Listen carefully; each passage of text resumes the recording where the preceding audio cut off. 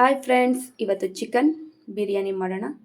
1/4 kg ಚಿಕನಲ್ಲಿ first chicken ಹಾಕ್ತಾಯಿದ್ದೀನಿ. ಸ್ವಲ್ಪ ಉಪ್ಪು, 1/4 ಸ್ಪೂನ್ ಅರಿಶಿನ,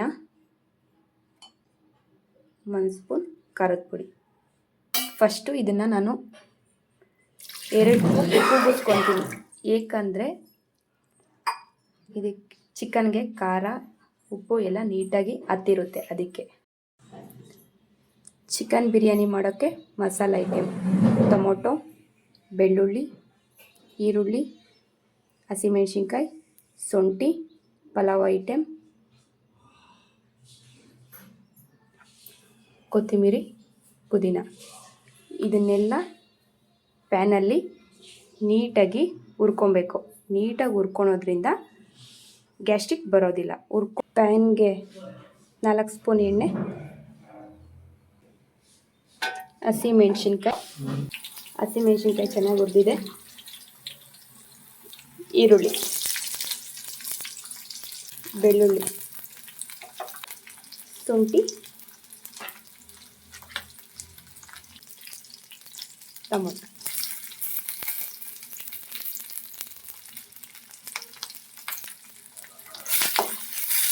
ಆದಮೇಲೆ ಪಲಾವ್ ಐತಿ.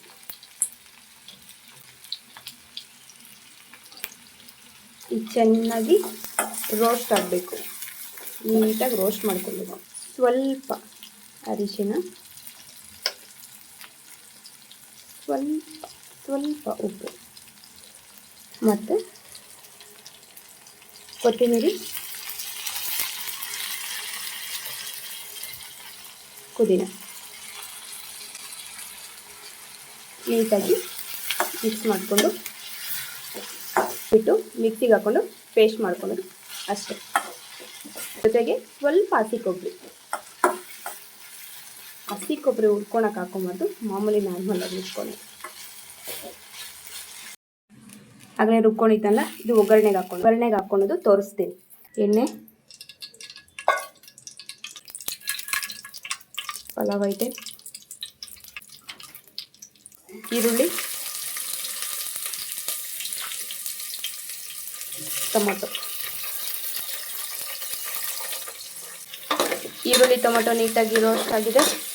ಮತ್ತು ಇವಾಗ ಮಸಾಲೆ, ಆಗಲೇ ರುಬ್ಬಿಕೊಂಡಿದ್ರಲ್ಲ ಮಸಾಲೆ ನೋಡಿ ನೀಟಾಗಿ ಮೇಲೆ ಎಣ್ಣೆ ಬಿಟ್ಕೊಂಡಿದೆ. ಇದಾದಮೇಲೆ ಫಸ್ಟೇ ಬೇಯಿಸಿ ಇಟ್ಕೊಂಡಿದ್ರಲ್ಲ ಚಿಕನ್ಗೆ ಉಪ್ಪು ಖಾರ ಎಲ್ಲ ಇಕ್ಬೇಕು ಅಂತ, ಆ ಚಿಕನ್ ನೀರು ಮತ್ತು ಚಿಕನ್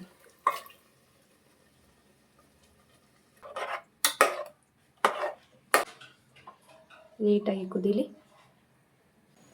ಸ್ವಲ್ಪ ಧನಿಯಾ ಪುಡಿ, ಬೇಕಾದರೆ ಸ್ವಲ್ಪ ಖಾರ ಪುಡಿ, ಸ್ವಲ್ಪ ಅಷ್ಟೇ. ನಿಮ್ಗೇನ ಜಾಸ್ತಿ ಖಾರ ತಿಂತೀರಿ ಅನ್ನೋಂಗಿದ್ರೆ. ಮಸಾಲೆ ತೊಳೆದಿರೋ ನೀರು,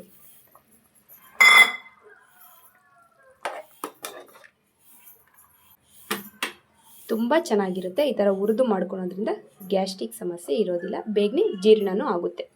ಈಗ ಅಕ್ಕಿ ಹಾಕ್ತೀನಿ. ನಾನು ಅಕ್ಕಿ ಏನು ನೆನೆಸಿಟ್ಕೊಳೋದಿಲ್ವ, ನಿಮಗೆ ಬೇಕಾದರೆ ಅಕ್ಕಿ ನೆನೆಸ್ಕೊಳ್ಳಿ.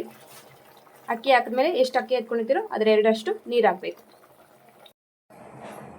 ಅಕ್ಕಿ ಹಾಕಿದೆ ಮತ್ತು ರುಚಿಗೆ ತಕ್ಕ ಉಪ್ಪು ನಿಮಗೆ ನೋಡ್ಕೊಂಡು ಹಾಕ್ತಾನೆ. ಫೈನಲ್ ಕೊತ್ತಂಬರಿ.